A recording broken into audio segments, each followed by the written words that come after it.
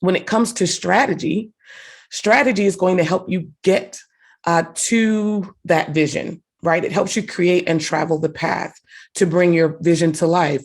So again, let's go back to that skyscraper that we're building. The penthouse is the vision at the very top. The mission is the scaffolding, right? And the strategy is the ladder, right? Or the rungs that are going to allow you to go from level to level to level to ultimately reach that goal. So you've got all of these things that are tying your business together and giving your business structure, because the structure of your business is important. The structure of your business will determine how fast your business grows, how fast or how quickly your business is able to produce, and how quickly it is able to scale, which means taking that business and either growing it quickly or reproducing it for another business to reproduce, like for franchising, or if you're going to start another branch in another city.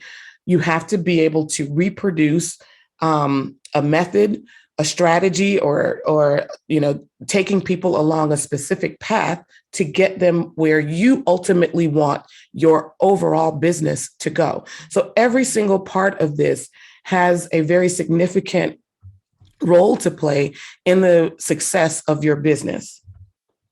So I talked a little bit at the very beginning about strategic foresight, and you may have heard about it. You may not have. It may sound like some big deal, like I've never done that before. I don't know. That sounds like something I need to spend big bucks on. And people do spend big bucks on strategic foresight. But the basics are there, and you can do it on your own. They're very easy to do. What you're really doing is looking at what's coming down the pike for your business. And you're saying, okay, in the next 3 to 5 years, what do I think my business is going to be? What will the landscape be? What will industry be like? And how will I fit in? So what strategic forecasting does is allows you to view a particular end point and then to start backing up and saying, okay, now these are the steps I can use to get to where I think the world or industry or my business is going to go. So one of the great things about strategic forecasting is it allows you to just imagine, and you start at a place where none of us really can see the future, right, with any certainty. But it allows you to take a look at what's around you, take a look at your business, not just your vision and mission statement, but it also allows you to just think about where your business may go. It's important to do this because far too often businesses get stuck in the status quo. And that is one of the things that happened when COVID hit, right? It was time to make a pivot, make a change. And quite a few people weren't prepared to do that because they relied on the things that made them successful in the past.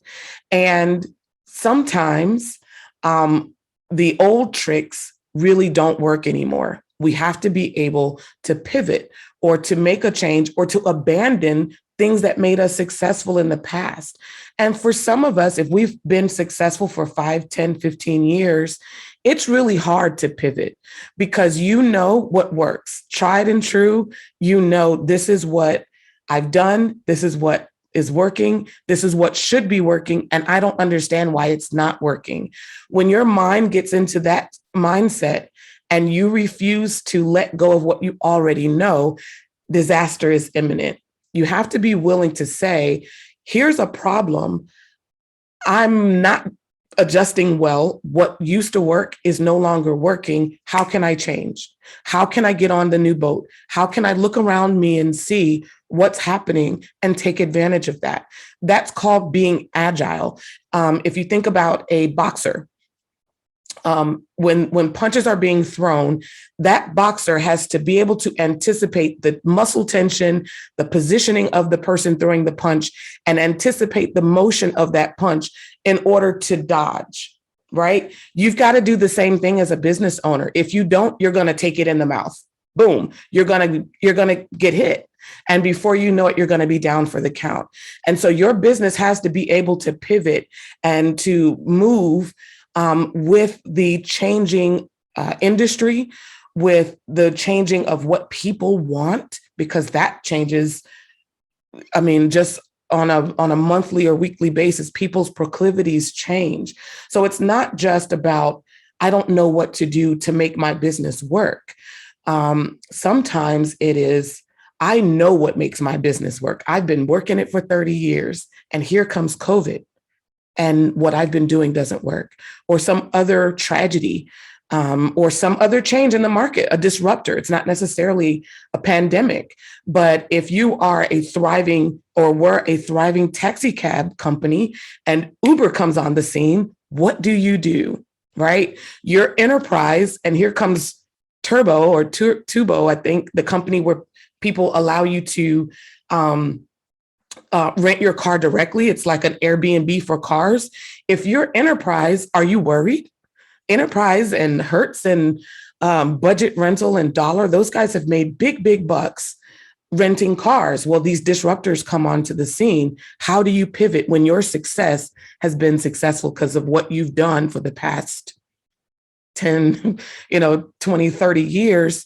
Now somebody comes on the scene and threatens your business. How do you move forward? And so you've got to be able to be agile. You can't always, as a business owner, be looking straight ahead. You've got to be looking at what's happening in the market over here. This new disruptor just came. How will I handle what they're bringing to the market?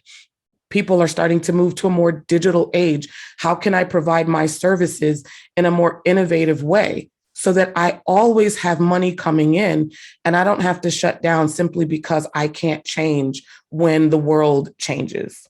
Okay. So really, you've got to be able to seize new opportunities when they arise, and you've got to be able to dodge threats when they arise.